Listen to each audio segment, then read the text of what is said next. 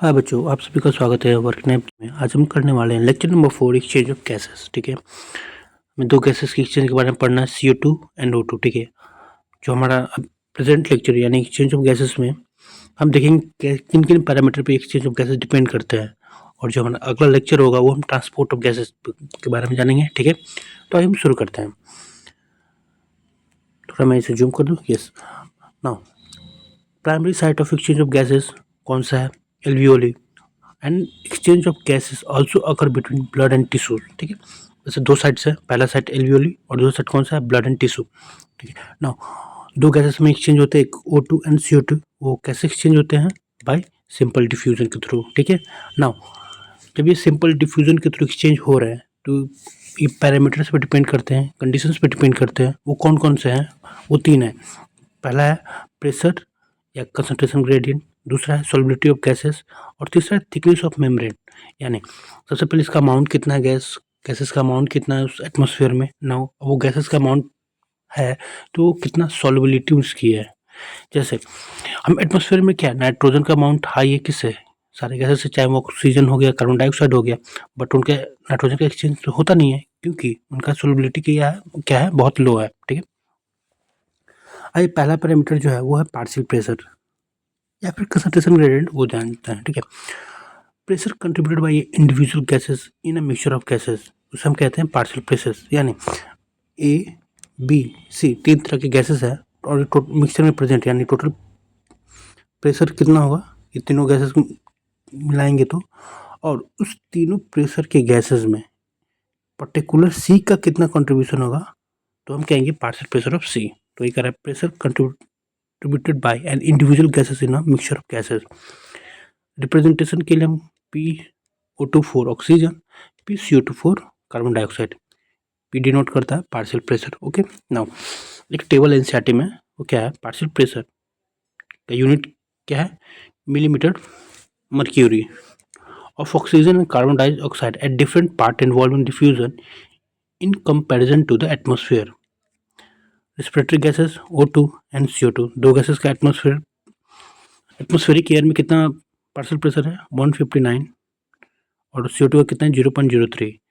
वही अगर एल्वियोली के केस में जाए तो वहाँ पे 104 हो रहा है और आपको CO2 का ये पार्शियल प्रेशर कितना है? 40 है। तो हम एक चीज़ गौर करें, एटमोस्फेरिक एयर में और एल्वियोली में जो पार्शियल प्रेशर है वहाँ पे O2 का एटमॉस्फेयर में ज़्यादा है, इस वजह से exchange of gases high concentration to low concentration में होगा, जबकि CO2 का कंसंट्रेशन एल्वियोली में ज़्यादा है और एटमॉस्फेरिक एयर में कम है। तो यहाँ पे भी सेम ही पैरामीटर होगा, high concentration to low concentration, यानी ये आउट होगा और ये इन होगा। फिर अगर ब्लड, डीऑक्सीनेटेड ब्लड में कितनी है partial pressure? O2 40 mmHg, and वही अगर ऑक्सीनेटेड ब्लड की बात करें तो 95 mmHg।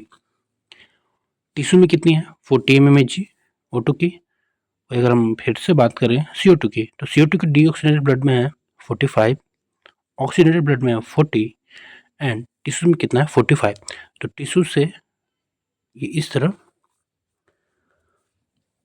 आउट होगा, एक्सचेंज होगा गैस का। ठीक है, देखिए आपको सोच रहे हैं कि जैसे एटमॉस्फेरिक एयर और एल्वियोली या फिर डीऑक्सीनेटेड ब्लड की बात करें, यहाँ पे पार्शियल प्रेशर ऑफ गैसेस घटते क्यों जा रहे हैं? हमें पता है कि हमारे एटमॉस्फेरिक चैम्बर्स में यानी पाथवेज में एयर ह्यूमिडिटी प्रेजेंट है। जैसे जैसे गैसेस पास होते हैं ना, हमारे कंसंट्रेशन को इफेक्ट करते हैं और इस वजह से हमारे पार्शियल प्रेशर है वो घटता चला जाता है। ठीक है, ना अब सॉल्युबिलिटी की बात करें तो solubility of CO2 is 20 to 25 times higher than that of O2। हालांकि कंसंट्रेशन में O2 का अमाउंट ज़्यादा है, जबकि सॉल्युबिलिटी में किसका? CO2 का अमाउंट ज़्यादा है। कितना? 20 to 25। The amount of CO2 that can diffuse through the diffusion membrane per unit difference much higher compared to that of the O2। इस वजह से डिफ्यूजन मेम्ब्रेन के थ्रू जो CO2 का ट्रांसपोर्ट होता है वो बहुत ज़्यादा होता है इन कंपैरिजन टू O2, क्योंकि solubility of CO2 is higher than O2। Now the third parameter is thickness of membrane। तो पहले हम देखते हैं थिकनेस ऑफ मेम्ब्रेन या फिर ये मेम्ब्रेन कितने कैसे बने होते हैं। तो इस हम ये भी कह सकते हैं diffusion membrane made up of 3 major layers, 3 major layers से बने होंगे। कौन कौन सा है? पहला the thin squamous epithelium of alveoli, ये है आपका पहला layer. The second is the endothelium of alveolar capillaries, ये आपका जो कैपिलरीज है उसके पहला जो ये अपर लेयर है उसे हम कहेंगे endothelium. And the basement substance in between them. अब मैं आपको थोड़ा जूम करूं, देखिए 3 लेयर से बना होंगे। पहला ये आपका एल्वियोली है, उसके जो अपर स्क्वेमस एपिथेलियम लेयर पहला। द सेकेंड ये आपका ब्लड कैपिलरीज है, इसका जो लेयर है आउटर लेयर एंडोथेलियम। और थर्ड वन इज ये बीच में बेसमेंट मेम्ब्रेन।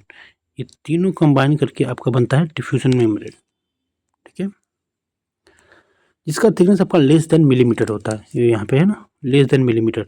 नाउ वही बोल रहा है the basement substance in between them composed of thin basement membrane supporting the squamous epithelium and the basement membrane surrounding the single layer endothelial cells of capillaries। मतलब ये basement membrane के बारे में बता रहा है कि ये आपको सपोर्ट प्रोवाइड कर रहा है एंडोथेलियल सेल्स के आउटर लेयर को और एल्वियोलरी के जो है स्क्वेमस एपिथेलियम लेयर को ये सपोर्ट प्रोवाइड कर रहा है। कुल मिला के देखा जाए तो इनकी टोटल थिकनेस जो हो रही है तीनों की वो लेस देन मिलीमीटर है। All the factors in our body are favorable for diffusion of O2 from alveoli to tissue और CO2 from tissue to alveoli। ऐसा क्यों हो रहा है? एल्वियोली और टिश्यू में अगर कंपैरिजन देखें तो पार्शियल प्रेशर तो यहाँ पे ज़्यादा था और यहाँ पे कम था, इस वजह से ये। और CO2 का बात करें तो टिश्यू में कितना था 45 और एल्वियोली में कितना था 40, तो इस वजह से इसका डिफ्यूजन इस तरह हो रहा था, ठीक है। वो ये 3 फैक्टर कौन कौन सा आपका, ये diffusion membrane, partial pressure and the solubility, ठीक है। तो आज का लेक्चर हमारा यहीं खत्म होता है और जो हमारा नेक्स्ट लेक्चर होगा वो होगा ट्रांसपोर्ट ऑफ गैसेस, बहुत इंपॉर्टेंट होने वाला वो लेक्चर, ठीक है।